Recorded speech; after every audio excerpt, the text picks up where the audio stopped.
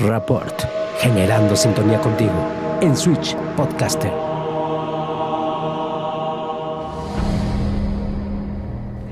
Gracias por estar de regreso con nosotros aquí en Rapport, este podcast donde queremos generar sintonía contigo y bueno, donde platicamos con invitados extraordinarios, pero sobre todo apasionados de cada tema. Les queremos recordar algo muy importante, aquí no queremos evangelizar absolutamente a nadie, respetamos las posturas de nuestros invitados y también de quien nos ve y de quien nos escucha. Y bueno, obviamente a lo mejor aquí puedes encontrar algo que te resulte interesante, que te informe, que te eduque o que simplemente te haga pasar un rato agradable. Te invito a que te sirvas un vasito con agua o un fuertecito, una botanita, que te pongas cómodo, cómoda y si nos vas escuchando en el coche, lo hagas con muchísima precaución. Y hoy quiero decirles que vamos a platicar acerca de la generación Snowflake o copo de nieve o generación entre algodones o generación de mazapán. Y me refiero a la generación de cristal, una sociedad de cambio, manipulación de los medios y las redes o simplemente intolerancia. Pero es que, ¿qué es o quiénes son la generación de cristal? Son jóvenes principalmente nacidos entre los 90 y los 2000 que según esta definición, al crecer sobreprotegidos y con tantas facilidades tecnológicas, son frágiles e hipersensibles, inestables o inseguros y pueden llegar a tener poca tolerancia a la crítica, al rechazo y a la frustración. Pero para platicar de este tema nos acompaña hoy un invitado extraordinario, pero sobre todo apasionado. Él es actor, comediante, director, escritor, texto, servidor, satirista, polemista, sociópata funcional y anexas, y además colaborador en MBC Noticias. Él es Fernando Canek. Bienvenido. Muchísimas gracias. Y mira, yo pensaba venir a evangelizar, a convencer gente, pero ya vi que no, a que creyeran en el libre pensadurismo y la objetividad epistemológica, que esos son términos mamilones que usa uno para decir pues que uno tiene que pensar con racionalidad, ¿no? Básicamente pensar, más allá del sentido común o utilizar el sentido crítico para poder pues depurar las emociones que son lo que de repente controla el discurso ahora, en estos tiempos, y hace que la gente reaccione emocionalmente en vez de racionalmente, y por eso estamos pagando los platos rotos de mucho de eso que fomentan las redes sociales. Pero entremos en materia antes de que yo... Así es. Oye, la generación de cristal o era de cristal, donde ahora nadie puede decir nada, donde vivimos una vida irreal en redes sociales, donde nos hacemos conscientes de que no toda la burla es humor y de que no todo el humor es ofensa, pues realmente ningún chile nos embona. Uh-huh. Entonces, ¿tú consideras que el término generación de cristal es una descripción negativa? Yo creo que es un diagnóstico muy específico, porque ahorita un punto que se critica mucho es ese de, es que dicen que ahora ya nadie puede decir nada, pero solo estamos eliminando las conductas nocivas, o sea, la justificación autoritaria a eso. Y no es que no se pueda decir nada, es que no se puede uno equivocar. No hay derecho a equivocarse y las consecuencias sean proporcionales al error. El problema es que cometes un error por decir una barrabasada, por expresar tu opinión o cómo estás pensando, y de pronto lo que pasa es que ya no, tienes que pagar los platos rotos por haber dicho eso. No hay perdón de parte de las audiencias o de quien te está leyendo, de quien ve tu opinión en redes sociales. Y eso no es nada nuevo, ¿eh? A lo largo de la historia de la humanidad ha pasado más de una vez donde las tendencias autoritarias de ciertos colectivos, de identidades tribales, que es lo que quiere decir tribal, es me pongo las rajadas de mi tribu, yo pertenezco a esta tribu y me voy sobre el que esté en contra de ella. Y eso ha pasado con religiosos, ha pasado con ideólogos políticos, ha pasado con movimientos filosóficos. No es nada nuevo para la historia de la humanidad, lo único nuevo es las redes sociales. Que lo tenemos así. Y que es inmediato y aglomera a un grupo de personas que en su mayoría tienen una visión muy cretina de ver la realidad. ¿Por qué? Porque para ellos es blanco y negro, tú fuiste o el héroe o el villano, y si eres el villano se van encima de ti a terminar con tu vida. ¿no? Y no que sea terminar con la vida físicamente, es metafóricamente, pero con consecuencias reales. Pero es que las redes sociales ahora ya sí te crucifican durísimo, así Sí. que aguas con lo que digas aquí, no sé qué. No, mire, yo soy un paria en muchos sentidos porque yo digo lo que pienso, creo que soy una persona que estructura con mucha claridad sus críticas y eso me ha permitido pues ser no inmune, porque estoy propenso a errar también, pero por lo menos a presumir que mis conclusiones no salieron de la manga, ¿no? O no estoy diciendo las cosas espontáneamente. Ha sido un proceso de pensar lo que estoy diciendo y de poner en tela de juicio también mis propias opiniones. O sea, yo no me considero infalible. Y el problema de esta era narcisista es que promueve la infalibilidad de quienes se sienten con el derecho de juzgar a otros por un error o a lo mejor una opinión divergente nada más. Pero además a través de las redes sociales donde se esconde todo mundo y de repente ya nadie te da la cara, ¿no? Entonces, Sí. te la pidan durísimo. Ahí hay algo perverso que todavía no logro explicar y puede llegar a tener un poquito de connotación de tendencia de teoría de conspiración, pero no lo es, porque lo vemos con las evidencias. O sea, los algoritmos de las redes sociales lo que han hecho de repente es mover el péndulo político o el rasero de Occam, que es un principio de filosofía política, donde las opiniones que son extremas, de repente al presentar una opinión contraria, todavía más extrema, mueven el rasero, mueven el cubito dentro de esa escala, para que ahora que regresa la tendencia hacia la normalidad, ya la normalidad está un poquito más hacia el extremo.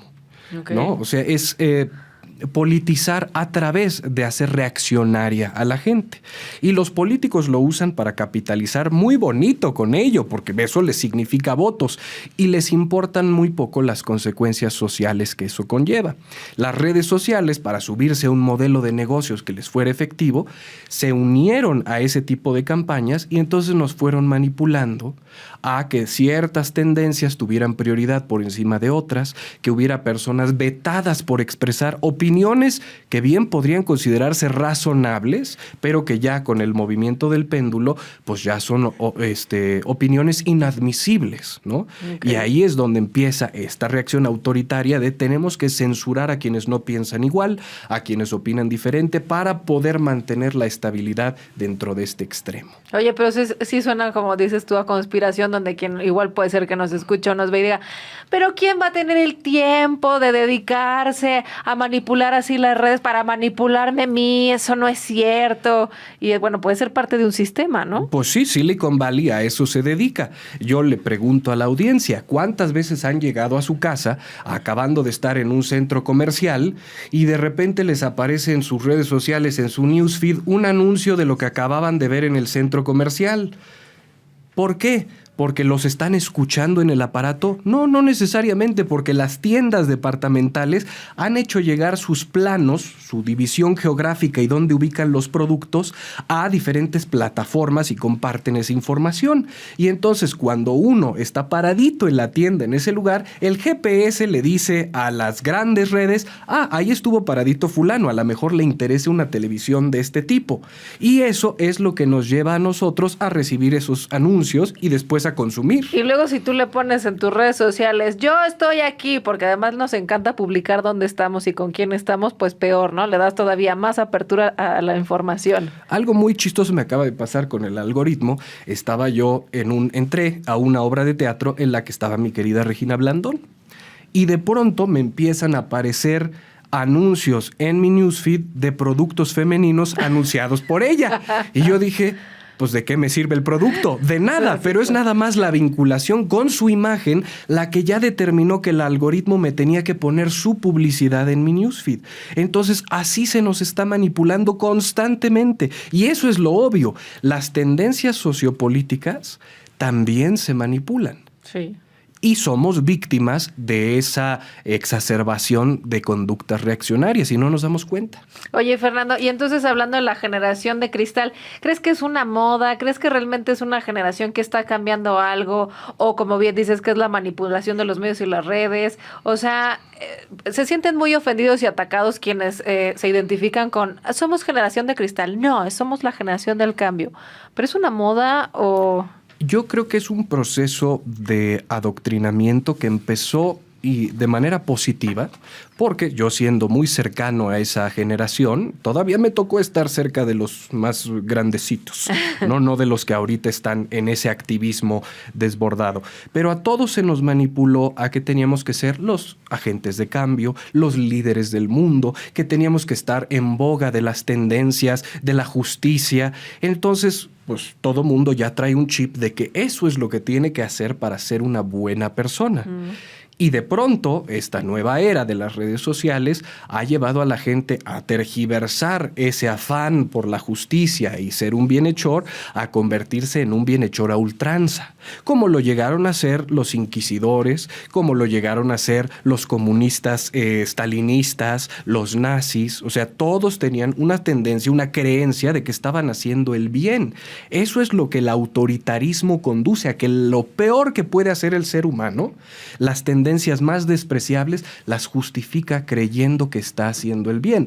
Porque le pregunto también a la audiencia, ¿creen que los simpatizantes nazis pensaban que iban a hacer atrocidades? No, todos creían que estaban salvando a la madre patria, a la gran Alemania. Estamos cayendo en las mismas tendencias sin darnos cuenta, porque sentimos que tenemos el legítimo derecho de coartar a otras personas porque su opinión es detrimental. O sea, entonces todas estas situaciones siempre han existido en diferentes generaciones, solo que ahora lo vemos a través de las redes sociales mucho más palpable, es mucho más directo, pero entonces también como hay gente que no lee y no estudia parte de la historia, entonces cree que esto es nuevo. Es más complejo que eso.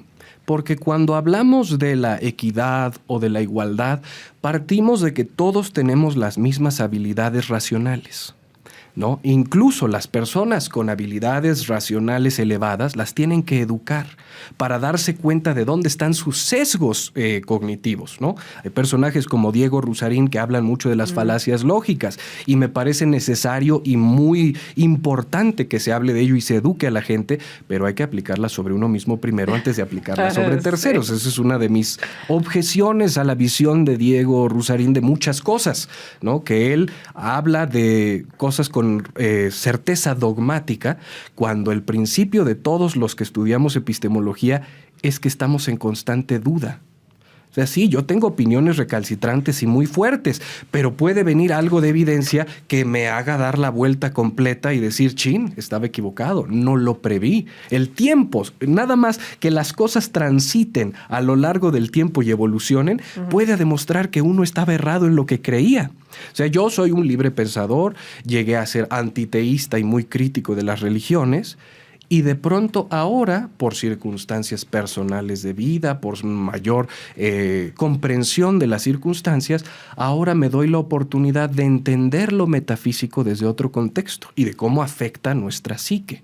Y le doy otro valor a la religión y a la espiritualidad, que no era el mismo que le daba yo cuando era un adolescente. ¿Y qué es lo de esperarse? Uno tiene que cambiar conforme va madurando en la vida. Pues es de sabios cambiar de opinión, ¿no? Pues sí, la sabiduría implica justo darse cuenta que esa soberbia que tenemos los jóvenes de creer conocer el mundo era una falacia derivada también de nuestra absoluta necesidad de comernos la vida, de devorarnos el mundo, de conseguir cosas. Y conforme va uno chocando con esos sueños, volviéndose un poquito más cínico, un poquito más reflexivo, van cambiando las opiniones porque se da uno cuenta de las realidades y de los impedimentos inamovibles, ¿no? Es que no podemos estar con los ojos cerrados todo el tiempo, hay que ir evolucionando y aceptando que también uno la caga, ¿no? Sí, sobre todo eso. La frase de Sócrates, que es un cliché mal entendido, es yo solo sé que no sé nada. Pero en realidad el principio filosófico es: entre más conozco, entre más sé, más cuenta me doy de cuánto ignoro. Ajá. Esa es la frase de gran apertura epistemológica, porque se abren nuevos universos, conoce uno nuevas perspectivas, nuevas personas, y la habilidad de poner las cosas en una tela de juicio que no sea derivada de cómo se siente uno o del capricho que tenga o de lo que quiera reforzar de su sistema de creencias es lo que permite evolucionar a la mente. Híjole, estás muy elevado, oye, qué barbaridad. Y no he tomado nada, no tengo chocho ni nada encima. Oye, el conflicto generacional pues ha puesto sobre la mesa temas como el machismo y la misoginia, hablando de canciones o de la homofobia y la transfobia, y sobre todo ahora en la comedia mexicana. Pero ¿qué tanto es comedia? ¿Qué tanto sí es burla? Porque ahora ya todo el mundo es, cancélalo, y ese chiste es misógino. Cuando antes, ¿no? En la época los comediantes, como hablábamos de un Jorge Falcón, Tony Ballard, muchos de ellos, pues hacían referencia o contaban chistes así y pues nadie se ofendía, ¿no? Eran chistes derivados de estereotipos, de un punto en común con el público para que el chiste funcionara. El chiste, la única intención de un chiste, de la comedia o de la búsqueda del humor es hacer reír, provocar el mecanismo de la risa. Entonces, ¿qué es lo ridículo de nuestro tiempo? Que la gente está tomando los chistes, que son elucubraciones de la realidad, son exageraciones para lograr un efecto, tomarlas de manera literal. O como si fueran, porque muchas veces se camuflajea así, la opinión del comediante. Un comediante brillante va a poner su opinión ahí y la va a recubrir con muchos chistes muy bien estructurados. Un comediante burdo lo va a hacer obvio. Híjole, acabas de ofender a muchos. Bueno, pues que cada quien se ponga el saco que le corresponda. Yo nada más estoy haciendo un postulado, sí. Que no necesariamente es, aunque yo lo diga con tal tajancia, no necesariamente es la verdad absoluta, pero para mí es lo que tiene sentido. Y entonces, ¿qué es lo que pasa ahora, además de esa literalidad o del riesgo del pensamiento literal? Es que el chiste pierde su sentido o inhibe ahora a quien lo cuenta de contarlo porque se siente sometido a un juicio sumario de quién es como individuo porque se atrevió a contar un chiste de una naturaleza oscura o inapropiada, políticamente incorrecta, que a mí son los chistes que más risa me dan. Yo creo que a todos, ¿no? Pues sí, pero lo que nos pasa mucho a los comediantes es que podemos predecir los chistes de juegos de palabras, de cosas sencillas. Entonces, un chiste políticamente incorrecto que rompe con esa cotidianidad nos produce más risa porque es, híjole, dijo lo que era inapropiado y no me lo esperaba, me agarró por sorpresa. El chiste está en la sorpresa, en ese factor de cambio. Y todo chiste es ofensivo. Porque si yo te cuento un chiste muy amable que es, mamá, ¿cómo hacen el amor los leones?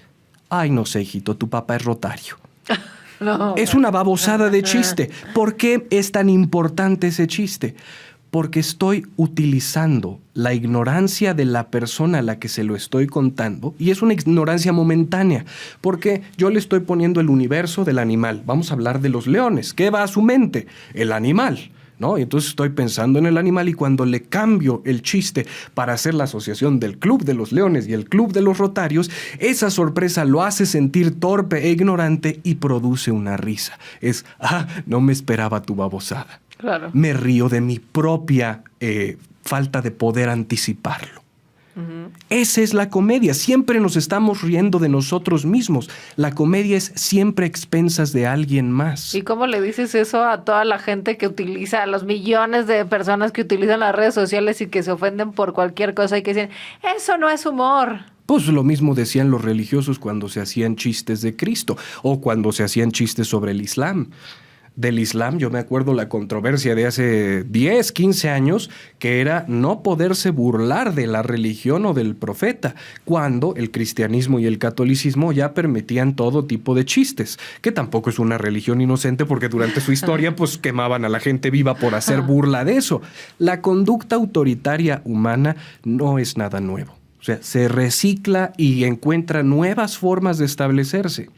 Yo hacía un comparativo hace poco de que las nuevas tendencias progres tienen su propia deidad, ¿no? Es la equidad como deidad. Uh-huh. Y entonces vamos a hablar del privilegio como el pecado original. Uh-huh. Tú tienes privilegio, reconócelo, haz un acto de mea culpa, flagélate públicamente para ver si la congregación te perdona.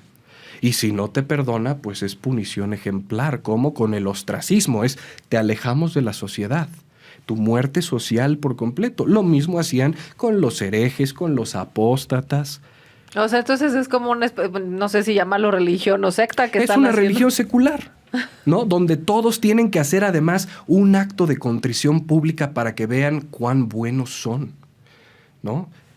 ¿Qué es lo que ha fomentado esto? Bueno, desde la existencia de las redes sociales cambiaron las estrategias publicitarias de muchas celebridades. Antes, estos actos de altruismo, de sumarse a una causa, de tomar la bandera de una idea o algo, lo hacían algunos actores por convicción, algunas celebridades por convicción, y otras lo empezaron a hacer para redimir ciertos tropiezos que tuvieron en la vida y entonces ahora cambiar ante la visión pública su propia imagen y que los volvieran a aceptar y volvieran a tener trabajo. Pero a raíz de las redes sociales, eso se empezó a volver una moda. ¿Quieres despuntar como celebridad? ¿Quieres ser un actor famoso, un cantante famoso, un conductor famoso? Súmate a una causa y sé su primer abogado. Y lo hacen con buena intención. No voy a decir que quienes se suman a ellos son personas perversas que lo hacen maniqueamente para subir su carrera. Lo hacen con buena intención, pero con un motivo ulterior. Entonces, matar varios pájaros de un tiro. ¿Y qué es lo que eso nos trae? Pues que la gente emula a sus celebridades. Entonces, esta música me gusta, se acaba de sumar Perengano a tal causa. Creo que yo también me voy a adherir a tal causa. Y creo que las celebridades, los que nos dedicamos al entretenimiento, no somos necesariamente las personas más adecuadas para expresar ideas complejas, ¿verdad? No, Incluyome, aunque soy una persona muy elocuente, también soy pendejo. Entonces, eso es un factor a considerar muchas veces que tantos compañeros a nivel internacional ni siquiera se dignan en considerar.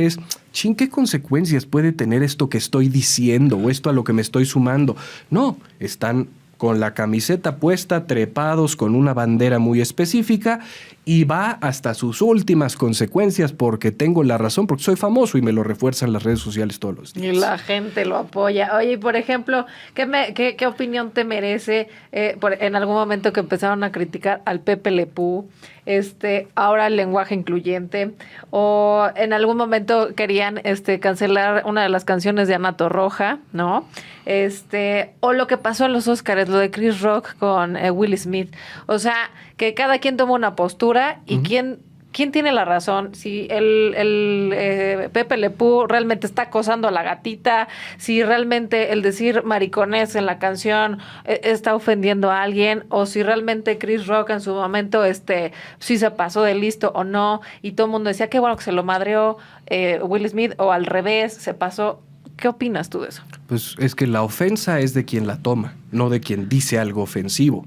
Porque puede haber una persona que diga algo terriblemente ofensivo sobre un grupo específico y otro grupo lo encuentra hilarante. El lenguaje, la forma de expresarnos, la inventamos como especie precisamente para no caer en lo básico.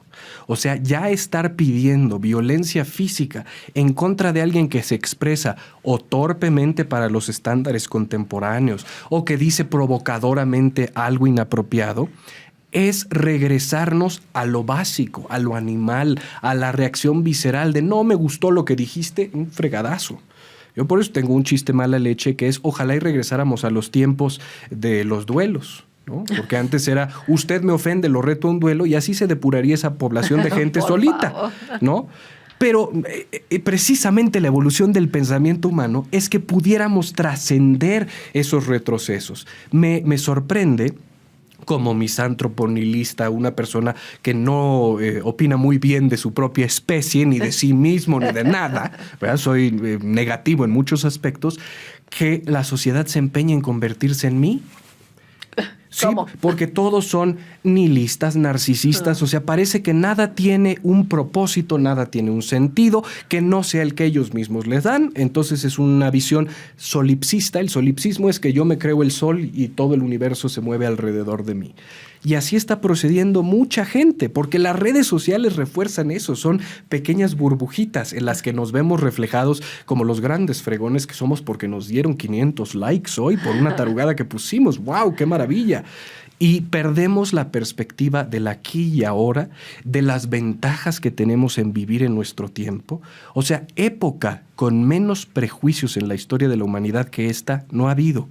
¿Por qué? Porque el ascenso del ser humano es en pendiente positiva hacia arriba. y nos empeñamos en generar un oscurantismo innecesario, ya no derivado de las religiones y de sus creencias y de los pues políticos y religiosos que de ahí derivaban su control sobre las masas. Ahora lo estamos haciendo en sociedades más democráticas sobre sí mismas y es un contrasentido. Deberíamos valorar estar viviendo una de las épocas con los mayores descubrimientos médicos de la historia humana, con los mayores progresos sociales, con hasta ahorita las mayores oportunidades de que un gran porcentaje de la población, no el que todos quisiéramos que toda la humanidad tuviera las mismas oportunidades, pero a punto comparativo de hace 50, de hace 100 años, estamos a años luz. Entonces, ¿por qué derivar la soberbia de estas nuevas generaciones en esta expresión de inconformidad constante de decir el mundo está jodidísimo y si fuera como yo lo concibo, el mundo sería perfecto? ¿Por qué hay gente que se opone a mi visión? Sométanse, hagan lo que yo les digo porque yo tengo la visión única de cómo tiene que progresar la humanidad. Todos queremos tener la razón, ¿no? Entonces... Sí, y los que somos narcisistas, egoístas, pero conscientes de ello, pues nos damos cuenta de que lo queremos hacer y nos ponemos un límite. No vamos a las redes sociales a condenar gente. Yo nada más lo hago con los políticos, porque votamos por ellos y tienen una responsabilidad con nosotros. Fuera de eso... Ahorita te vamos a escabechar aquí por... por un voto, chico. Yo que odio la democracia como concepto, tenía que cometer el error de ir a votar por el presidente más... Ahí lo dejamos hasta que toquemos el tema. Ok. Oye, justamente... ¿Qué es lo políticamente correcto? ¿Quién lo define? ¿Quién dice que sí, que no? La moral varía conforme la época cambia. O sea, hablamos de una moral victoriana, de tener gente cubierta hasta el cuello y que no se les vieran los talones y que no expresara ninguna intención sexual, y se creó el cortejo y se creó el buen decir y las costumbres y 20,000 cosas. Esos eran los cánones morales de esa época. Ahorita tenemos nuestra propia moralidad exacerbada. Si nos fijáramos en lo ético, en qué es la conducta del deber ser, poniendo en tela de juicio y sacrificando nociones personales para llegar a diagnósticos específicos, tendríamos una mejor sociedad.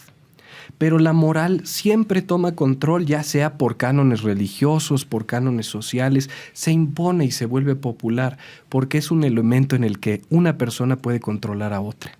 Okay. Y nos encanta controlarnos unos a otros. No, y es un duelo de voluntades, es ver quién tiene la posibilidad mayor de convencer a un grupo para someter a otro.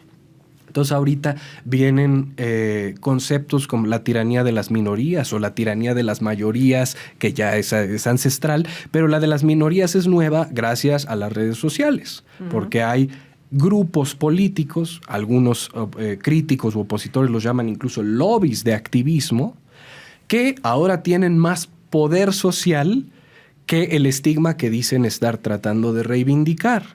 Y creo que tiene cierto sentido, o hay una necesidad de poder ser críticos al respecto y de encontrar un punto de balance, porque incluso muchos miembros de esos grupos activistas tienen una perspectiva más objetiva de las cosas, más ética.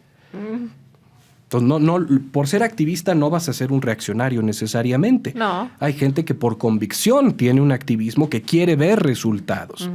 Pero estamos en una era de locura. Hay una cita que se le atribuye a Einstein, que creo que no es de él, que es que la definición de locura es hacer las cosas 1000 veces esperando un resultado diferente, pero siguiendo el mismo proceso. Okay. Y en eso estamos, siguiendo los mismos procesos siempre que pasa algo como los tiroteos en Estados Unidos. El tema son monotemáticos los dos partidos, ¿no? Los demócratas hablan de restringir las armas y los republicanos hablan de tratar las enfermedades mentales.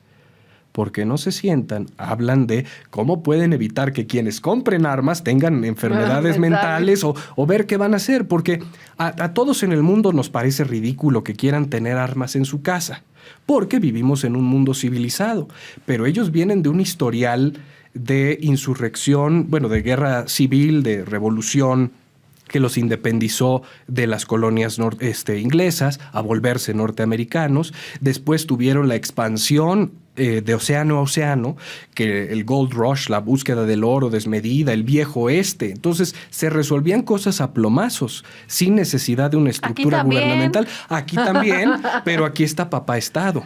Allá, espérate, yo no quiero que el Estado sea mi papá. Yo quiero que el Estado sea un administrador y entre más limitado sea, mejor para mí. Uh-huh.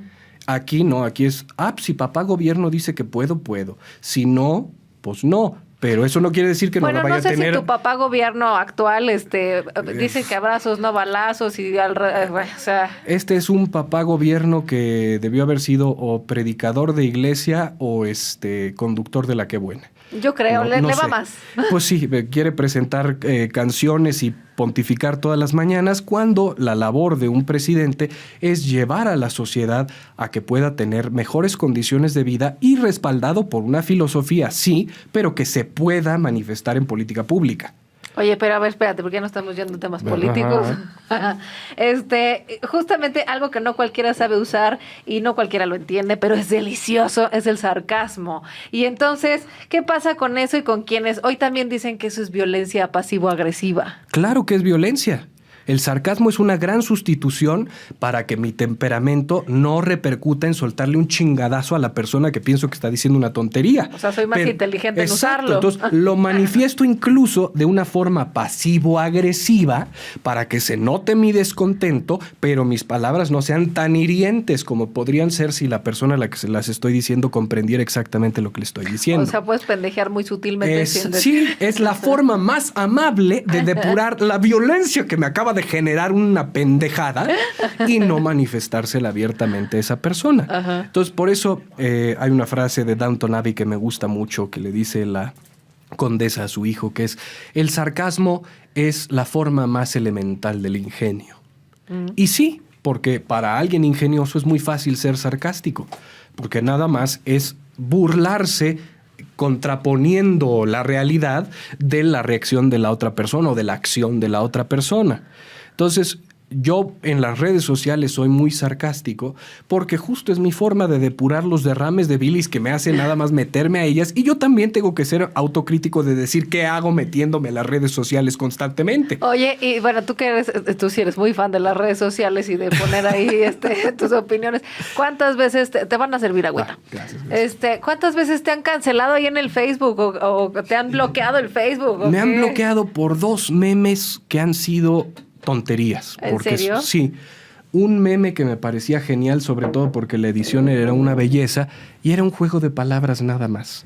Era el libro prohibido del prócer nazi, donde estaba su imagen y doña Lucha lo estaba abrazando, porque el libro del prócer se llama Mi Lucha. Entonces, cuando pones a doña Lucha ahí, pues hay un chiste de por medio. Claro. Me cancelaron por eso, o me cancelaron por un chiste de Nietzsche, que no me acuerdo qué decía el meme, pero yo le puse algo del superhombre, siendo crítico por la ridiculez que decía el meme, nada de propagar justo la ideología que nadie quiere, de la que nadie va a hablar, ¿no? Uh-huh. Lo que debe estar prohibido.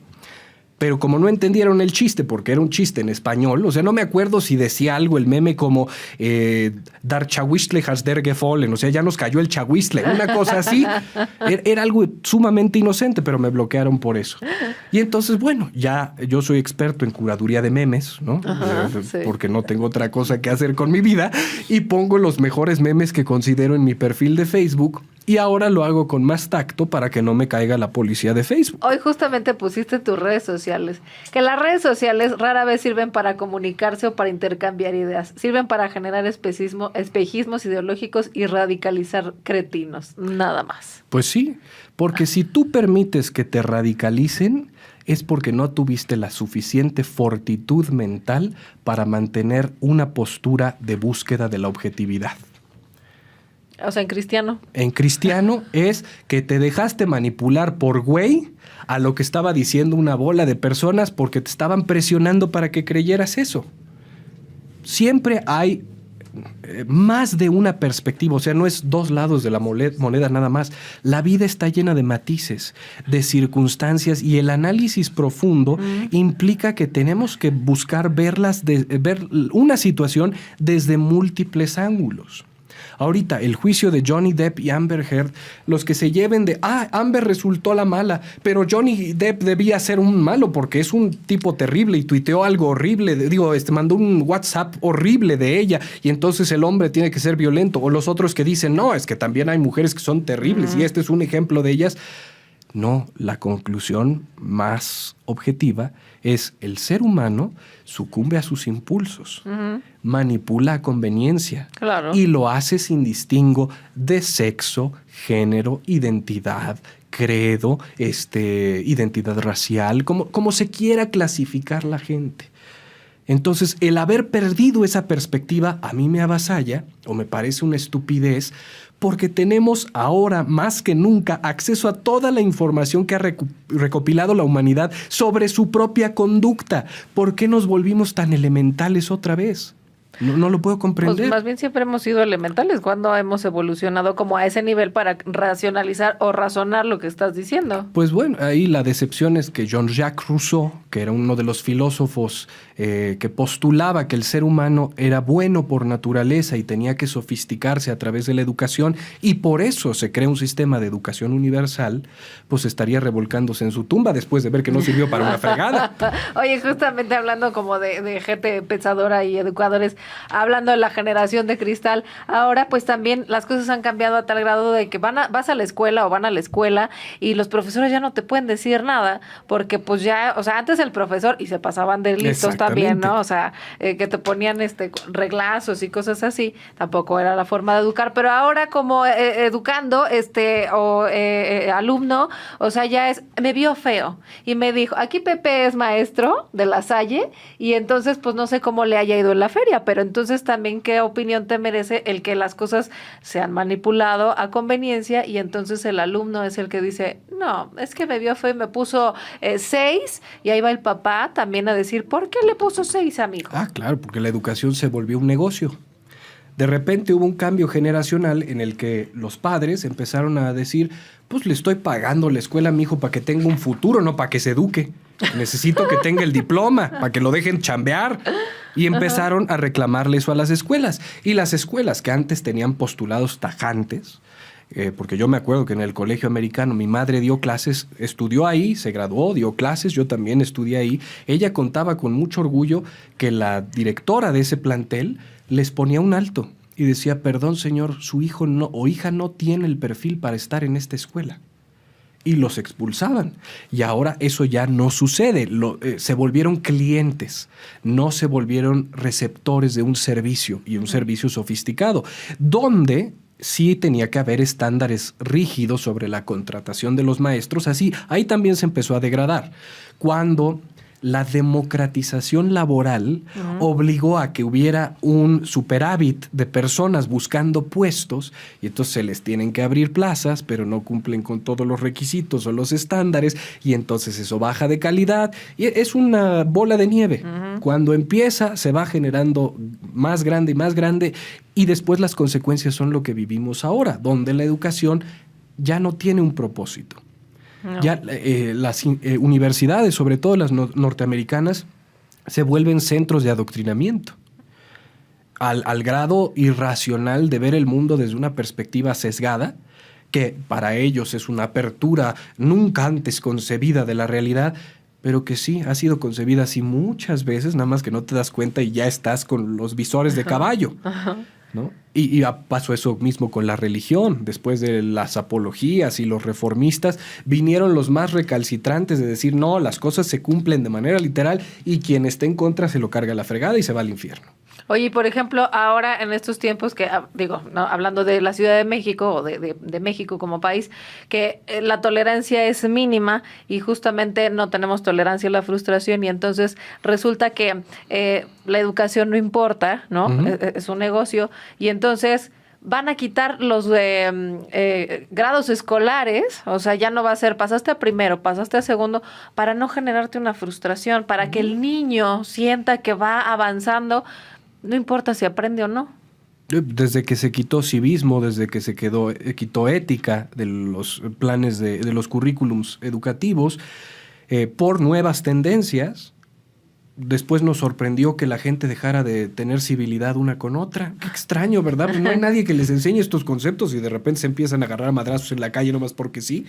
O sea, toda la educación tenía un principio más allá de solamente dar educación generalizada, que todo mundo tuviera conocimientos generales, sino de dar modelos y sistemas de pensamiento que permitieran que los seres humanos fuéramos más racionales o llevarnos hacia eso.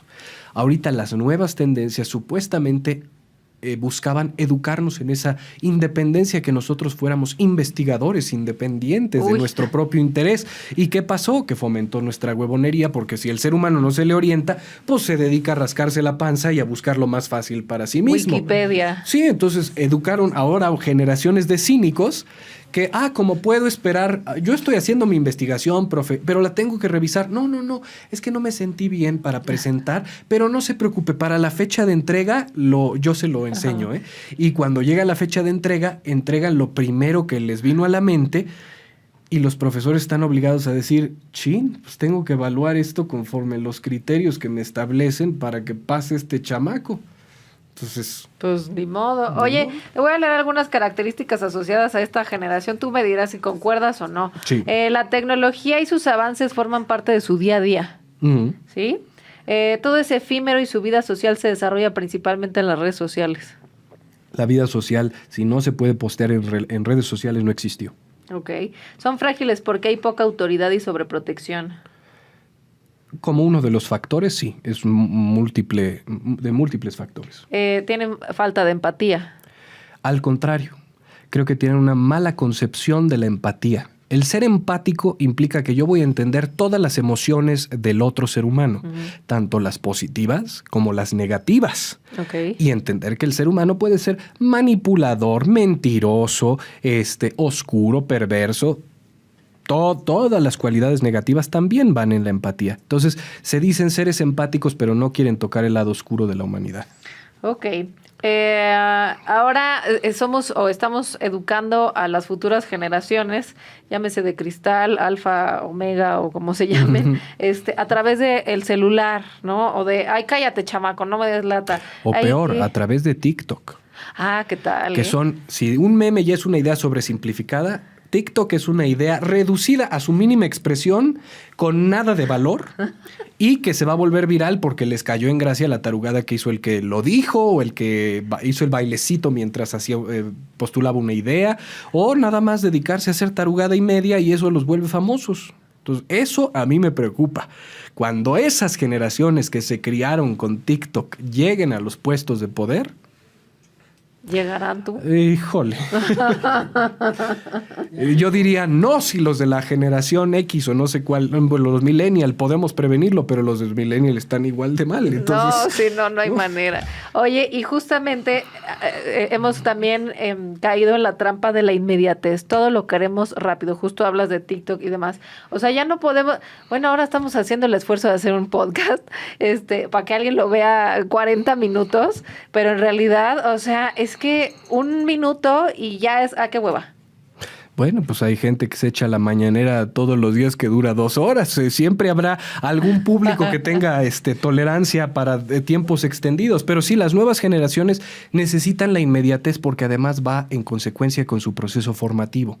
Como no hay repercusión y no hay dilación de la gratificación, o sea, tus padres no te dicen... Te voy a comprar un juguete hasta Navidad porque ahorita no tengo dinero. Todavía a mi generación la educaron con eso, pero ya había una gratificación. Las generaciones anteriores era, te voy a comprar un juguete en 3 años cuando la chamba dé para que lo podamos hacer y si el juguete está dentro de mi presupuesto. Ahorita el niño hace un berrinche y es para no coartarle el desarrollo de su autoestima y su buen desarrollo psicológico. Hay que comprarle los 15 juguetes que fue a meter al carrito de madrazo y el cereal y los dulces y el celular. Aunque te endeudes y todo. Aunque te endeudes y hacen unos berrinches terribles y los papás, en vez de poner un alto, que no necesariamente es regresar a la violencia de dar un catorrazo, pero sí hubo una generación que era muy clara y que decían, mis padres me educaron con la mirada. Y eso es a lo que hay que volver. Y la mirada no tiene que ser, va a haber consecuencias cuando regresemos a casa porque va a haber la chancla, o te vas castigado al rincón. No, tiene que ser la mirada de, ¿estás seguro que sucumbir ante este capricho es lo correcto? Híjole, yo creo que ahora con los niños emperador y un montón de cosas... Es dificilísimo, no. porque es como tratar de educar una generación de salvajes de hace 3 siglos. O sea, yo creo que es voltear a ver a un león y decirle, ¿estás seguro que me vas a comer? Exacto. O sea, no es considerado ser vegano, ¿no? Exactamente. Sí. La solución no es fácil. Pero lo que estamos haciendo ahorita no soluciona ningún problema, crea más problemas. Pero tampoco somos humanos conscientes de que estamos creando más problemas. Al contrario, estamos siendo activistas, estamos apoyando la educación, la crianza respetuosa. O sea, no estamos siendo conscientes. No, porque no tenemos visión a futuro. Al principio, por ejemplo, decía de la pandemia, es que esto nos va a motivar a crear conciencia, y hoy hay un montón de gente que te dice, yo creía que la pandemia me iba a crear conciencia, y, o sea, ¿estamos peor? Para nada, pues es regresarnos a las cuevas. Ajá. Porque te aíslas de la sociedad durante 2 años y después vas a salir siendo un ser más sociable que antes. No, todo lo contrario, te valen madre los otros porque viste que se murieron un chingo de personas por acá. Hay que vivir. Y acomodé lugar y paso por encima del que se me ponga enfrente. Sí. Entonces, no nos hace más conscientes porque somos... Si de por sí el ser humano tiene una dificultad por dejar de ser solipsista, cuando le fomentas su actuar solipsista, se potencia eso a grados descomunales. No, Fernando, eso suena a conspiración. Lo que ¿verdad? te diciendo. Te voy a leer algo y a ver qué tal, qué piensan todos ustedes. Hay un estudio que hizo Humberto Eco en relación a las redes sociales. Palabras más, palabras menos, decía que antes los tontos estaban discutiendo de algún tema en un bar mientras tomaban algo. Esos tontos pues no tenían para debatir y eran silenciados ahí mismo. Hoy esos que no tienen ni idea alguna y ningún tipo de preparación pueden mentarle la madre, ya sea un premio Nobel, porque se le antojó, porque lo tiene a un paso, lo tiene a un clic dentro de una misma red social. Entonces las redes sociales son una maravilla por un lado, pero por el otro, alguien que le chingó, que estudió, que trabajó, alguien que investigó por años, pues de repente un día decide que no tiene ni idea, pero le va a decir que está bien pendejo, ¿no?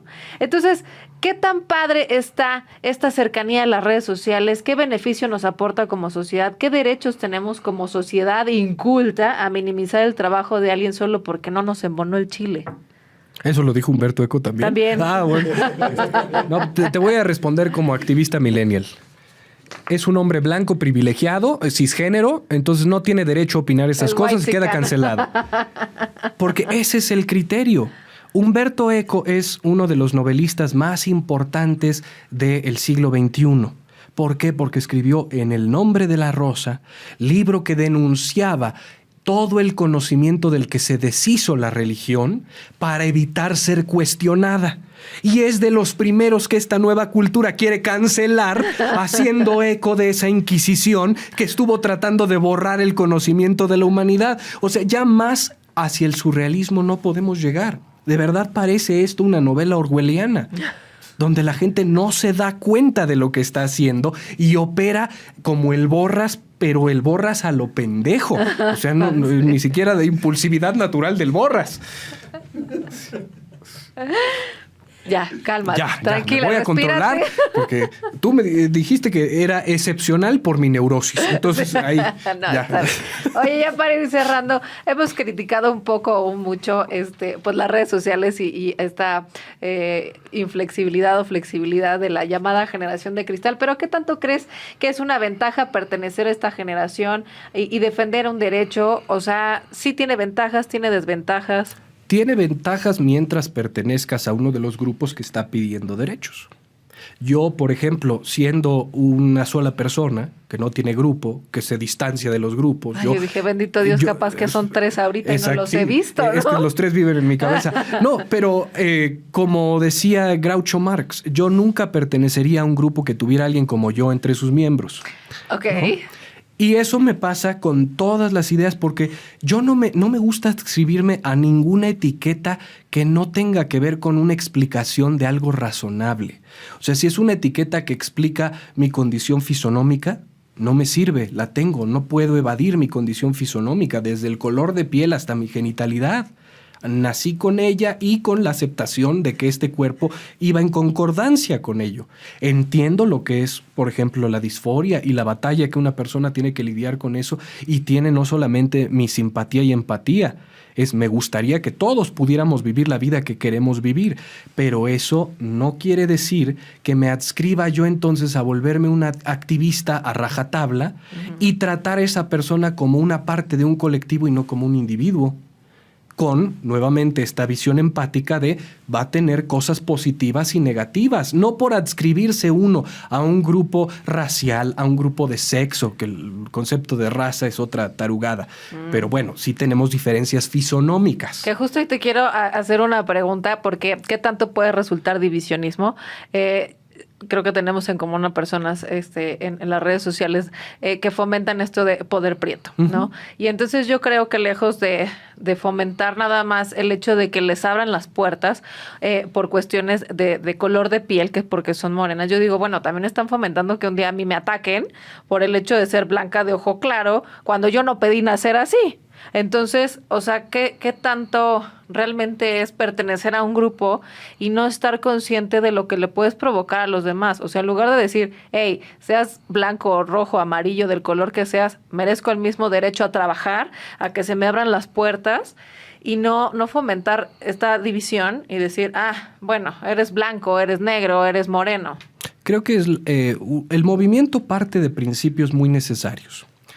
Porque si bien la industria del cine en la época de oro fue sumamente diversa en un país mestizo de una historia muy compleja, no había estas ideas o estas nociones arraigadas de diferenciación como lo había en el cine norteamericano, donde sí había una legislación racista que impedía que la gente trascendiera sin importar su talento, y hubo grandes pioneros. Aquí en México eso no se daba. La gente empezaba desde la carpa, había extranjeros, bueno, mis tíos los Soler, sus padres vinieron de España, ellos nacieron en México y teniendo el know-how de cómo se hacía teatro allá, pusieron su infraestructura y bueno, ante un terreno muy poco inexplorado por quienes estaban en esa época viviendo, haciendo teatro, pues despuntaron. Lo mismo pasó con tantas otras cosas. La migración es un fenómeno más importante de la disparidad contemporánea que la división racial o la división de pigmentos, porque el sistema de castas cambió radicalmente la forma en la que se constituía nuestra sociedad, y a diferencia de Estados Unidos, que dice ser un melting pot, una olla para derretir seres humanos en un solo colectivo de identidad por el país, aquí en México eso sí se daba. El mestizaje eso permitió, y ese cine sí era representativo. Sí, eran los mismos clichés y estereotipos que toda la humanidad en ese momento usaba para contar historias, pero no había prejuicios en la selección más que la belleza estética, porque eso era lo que merecía ir en cámara y esos eran los criterios de la época. Después, cuando vinieron los monopolios televisivos y las telenovelas empezaron a pulular, se creó un país nórdico color de rosa extrañísimo que no representaba la realidad de la gente, pero que tocaba las aspiraciones de la gente. Por eso tenía rating. Claro. Y sí, era la única empresa. Sí, esa narrativa también me la sé. Ahorita que tenemos las redes sociales no ha cambiado en nada. La gente sigue teniendo las mismas preferencias, pero bueno, esa empresa nos dio una perspectiva inequitativa de quién debería despuntar y quién debería triunfar. Ahorita, donde yo comulgo totalmente con la búsqueda de poder prieto, es en que haya más diversidad en los guionistas y en los productores. Okay. Y no lo digo solamente diversidad de pigmento, la prioridad es la diversidad de ideas, gente con criterios más amplios para darnos mejores contenidos, porque nos los merecemos. Pero entonces ahí nada más es mencionar a quien nos ve y quien nos escucha que justamente este tipo de movimientos y de colectivos lo que está buscando justamente es la apertura de quien escribe, de quien produce, y que no se vaya, porque ya sabemos que hay El error creo que ha sido que como los actores tienen más presencia mediática, vamos a poner esa causa por delante. ¿Y por qué es un error? Porque los actores somos discriminados por definición. O sea, llegas a un casting y te van a decir no porque eres demasiado alto, demasiado chaparro, demasiado gordo, demasiado barbón, demasiado peludo, demasiado lampiño. Tienes los ojos claros, tienes los ojos oscuros, no eres latino internacional. Eres demasiado blanco para parecer mexicano, eres demasiado latino para parecer norteamericano. O sea, los criterios de las castineras están basados en discriminar para que quede la persona supuestamente idónea en la concepción del equipo creativo. Entonces es un sinsentido por 2 razones. Compañeros muy talentosos han tenido exposición suficiente para capitanear el movimiento. Eso quiere decir que no hay una discriminación tan específica si su talento los ha hecho despuntar, incluso más que muchos otros compañeros del gremio. Tenemos uno de los abogados más vociferantes de este movimiento trabajando en Hollywood en una película de Marvel. Es el primero de los compañeros de todo el gremio de un país que tiene ese privilegio. Entonces, algo está mal en un sistema de racialización y de racismo, de discriminación, si el primero que despunta a ese nivel es una persona con características de tez específica. ¿No? Es un sinsentido. Pero entiendo que parte de una necesidad de que él sea uno de los voceros por la repercusión en público que tiene y la difusión que se le puede dar a su reclamo. Y lo ha hecho toda la vida. Es muy congruente. Siempre a través de ese reclamo ha conseguido cosas positivas para el movimiento y para sí mismo. Eso también se tendría que decir de manera clara. Por otro lado, compañeros con menor visibilidad, muy talentosos, que no han tenido la repercusión que deberían tener, pues sí se beneficiarían de un movimiento así. Pero también hay una sarta de compañeros que no van a tener un lugar, pues porque desgraciadamente no tienen la simpatía de un público que los avale. Y eso es lo terrible de esta carrera. La carrera depende de la subjetividad, de que le gustes y tu trabajo le guste a la gente a la que expones. Y entonces estos movimientos de repente utilizan esa frustración que genera naturalmente no conseguir lo que quieres y sobre todo profesionalmente en manifestarlo en una indignación que si bien tiene una esencia justificada, después deriva en 20,000 cosas que son despropósitos para el objetivo genuino de ese movimiento que debe ser conseguir diversidad de contenidos. Y que al final de cuentas la gente en las redes sociales lo malentiende. Oye, Fernando, pues ya vamos a acabar esta entrevista. Sí, si no me voy como hilo de media y duramos no, aquí hasta nos mañana, aventamos una película, ¿no? Oye, te voy a hacer una serie de preguntas que quiero que me contestes con lo primero que se te venga a la mente, Muy ¿ok? ¿Quién es Fernando un domingo cualquiera? Todavía no sé. Bueno, con eso de que son varios tus. Exactamente. Entonces, qué peligro, ¿no? Sí, todavía no me hallo. Entonces, ¿qué significa para ti, Fernando, Lupita, tus hermanos y Matilda? mi vida. No sé, sin ellos yo no tengo sentido ni propósito. Ok. ¿Qué significa para ti escribir sátira y generar polémica? Es un placer culposo. ¿Cuál es tu palabra favorita? Chingada madre. Muy bien. Unida. ¿Cuál es la palabra que menos te gusta? La palabra que menos me gusta. No sé, me gustan todas. No discrimino a las palabras, la verdad. Ok. ¿Qué te enciende o te motiva, ya sea creativamente, espiritualmente o emocionalmente? Pues ahora estoy en una disyuntiva. No sé cómo responder esa pregunta porque he perdido la pasión. Estoy en búsqueda de ello nuevamente. Válganos Dios, Yes. que las redes te la resucitan. No, al contrario, son de lo que me la he estado matando. ¿Qué te apaga, no? Pues si ya no estás prendido. Las redes sociales. Las redes sociales sí me desmoralizan mucho, me quitan toda esperanza de la humanidad. ¿Cuál es tu grosería preferida? Pues otra vez, chingada madre, pero no, es muy larga, pero es una sola también. No vergas, putas, pinches mames. Jesús. Es cuando la gente llega a ese grado de desesperación, No, sí, ya. se vuelve muy creativa y se vuelve el español alemán, donde puede uno unir toda la palabra Ok. conjunta. ¿Cuál es el ruido o sonido que prefieres? El silencio. Ok. ¿Cuál es el ruido o sonido que detestas? Los berridos sin sentido. O sea, ya sea de los vecinos que se ponen a gritar sin consideración a la gente que está al lado. Yo creo que eso, usar la voz sin sentido es lo que más me molesta. Ok. ¿Qué profesión distinta de la tuya hubieras ejercido? Ay, yo creo que cada vez estoy más hacia monje tibetano o algo que me aleje por completo de todo lo que tenga que ver con lo que no sea metafísico, porque lo físico está muy cabrón. Ok. ¿Qué profesión no te gustaría tener? Político. Todos me han dicho, métete a la política, eres muy elocuente y todo, pero tengo algo muy arraigado y muy difícil de quitarse que se llaman principios, y eso necesita uno perderlo cuando es político, entonces no puedo. Mira, después de tu voto, hijo, tengo mis dudas, ¿eh? Sí. No, pues mi voto fue por realmente cumplir con algo ideológico. Pues la lucha de la izquierda llevaba 30 años buscando consolidarse para que este soberano tarugo, y lo digo amablemente para no incitar al odio, malas reacciones de la gente, porque tengo otras críticas más fuertes del señor, pero es una traición a ese proyecto de izquierda por completo para regresarnos a un priato caduco, presidencialista, con una estrategia de militarización muy torpe, porque les maniata a los militares, los pone a merced del crimen organizado, deja que el crimen organizado siga proliferando y se queda con una noción de mundo color de rosa de que está generando nuevas oportunidades para futuras generaciones cuando la gente sigue sometida a la miseria, mendigando caridades del gobierno, que es lo mismo que el PRI hizo durante 80 años. Entonces yo no veo ningún cambio y por eso estoy tan molesto. Porque soy una persona de izquierda que quería buscar un mejor futuro para su sociedad y cometió el error de votar por el primer tarugo que todos creímos se abanderaba con esa causa. Pues, gente, próximo capítulo, Fernando hablando de política. Bueno, porque necesitamos como 3 capítulos. Ay, sí. Oye, la última pregunta. Si fuera de contextos religiosos, si el cielo existiera, ¿qué te gustaría que Dios te dijera cuando llegues a las puertas del cielo? Perdón, yo creí que iba a estar más fácil. Okay. Sí.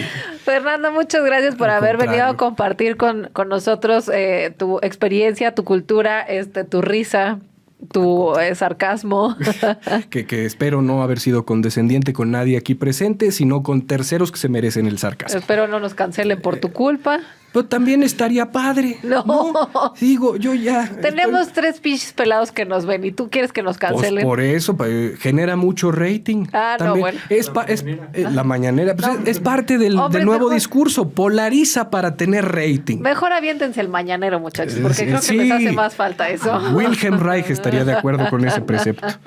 No, muchísimas gracias a Iván, a Pepe, como siempre, a Fernando por haber venido.